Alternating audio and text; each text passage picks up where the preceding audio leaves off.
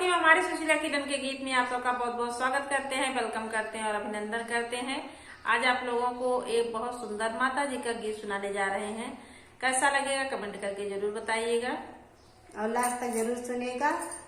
और आप बहुत प्यारा गीत है, आप लोग फुलवाज करके जरूर सुनिएगा। और सुशीला किरण के गीत चैनल को ज्यादा से ज्यादा सपोर्ट कीजिएगा। बहुत सुंदर देवी गीत है। इस समय नवरात्र चल रहा है, हम लोग इस समय देवी का ही गीत सुना रहे हैं। आप लोग लास्ट तक जरूर सुनिएगा। इस समय आप लोग थोड़ा कम ध्यान दे रहे हैं, आप लोग फुल सपोर्ट करके हम लोगों को अभी आगे बढ़ाइए। बहुत प्यारा गीत है माता जी का और उनका दर्शन करे का हम लोगों का इच्छा बहुत ज्यादा बाट है। देखा दर्शन होत है कि ना होत, आप लोग लास्ट तक जरूर बने रहिए। अगर गीत पसंद आए तो कमेंट करके जरूर बताइए। बहुत प्यारा गीत बाट है। हे पिया दर्शन कराए दा अली दुर्गा भवानी। हे पिया दर्शन कराए दा अली दुर्गा भवानी। हे पिया दर्शन कराए दा अली दुर्गा भवानी। सब लोग जात बड़े माई के दुआरिया, सब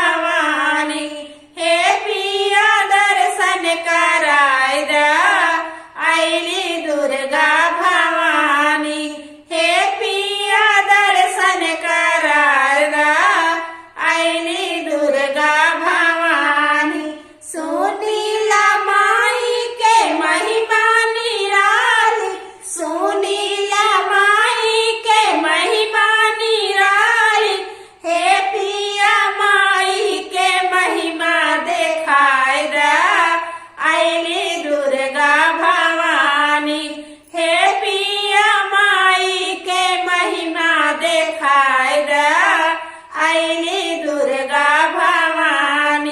हे पिया दर्शन कराय द आईली दुर्गा भवानी।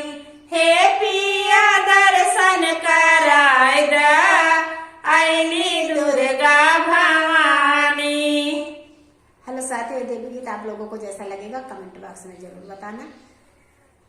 बहुत छोटा है लेकिन बहुत प्यारा देवी गीत है। अगर पसंद आएगा तो कमेंट करके जरूर बताइएगा। अगर नए हमारे चैनल पे जुड़ते हैं तो सब्सक्राइब जरूर कीजिएगा। फिर मिलेंगे आपको अगले गाने में, तब तक के लिए धन्यवाद।